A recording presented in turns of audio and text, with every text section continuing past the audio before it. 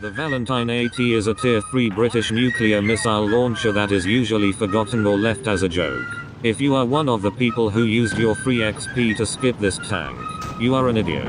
What makes the Valentine AT so good is the fact that it can mount a 3.7-inch nuclear apocalypse destroyer called a gun.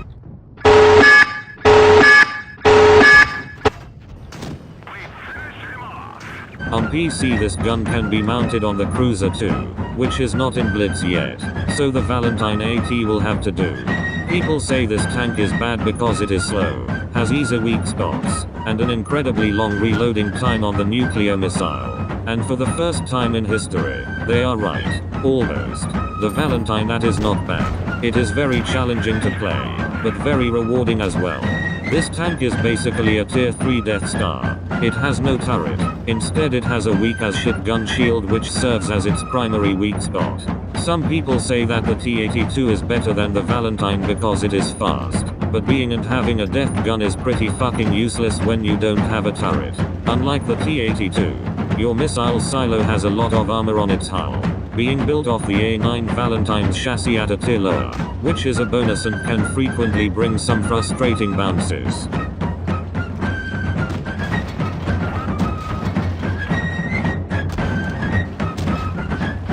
But you should not rely on it, because believe it or not some people paid attention in the tutorial when it said to shoot at weak spots.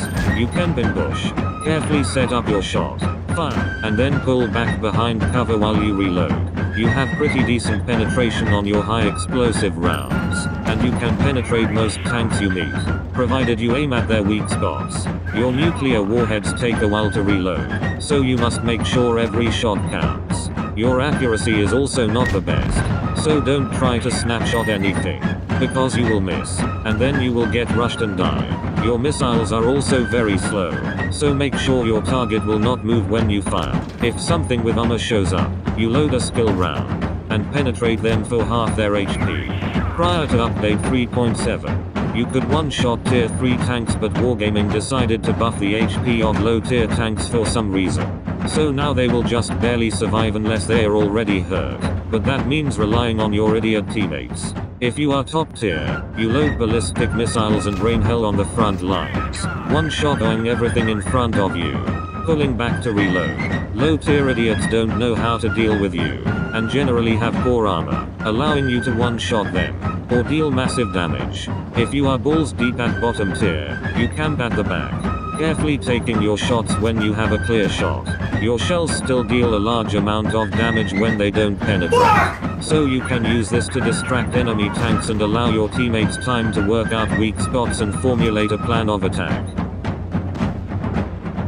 One thing you should remember is that your 19-second reload means that you can only fire a total of 22 shots throughout the entire battle, so you actually load more shells than you can fire. Nevertheless, you should load plenty of nuclear missiles, and some skill rounds in case the Incredible Hulk shows up. For provisions you load double rations and fuel, and 2 repair kits and adrenaline. Don't bother with equipment you filthy seal clubber, although I would recommend rammer, camo net, gun laying drive, accelerator, improved armor and V-stacks. This is the correct way to play the Valentine ballistic missile carrier. Now you can go make an epic one-shot montage. Go out there, and play something a few tiers higher, you filthy seal clubber.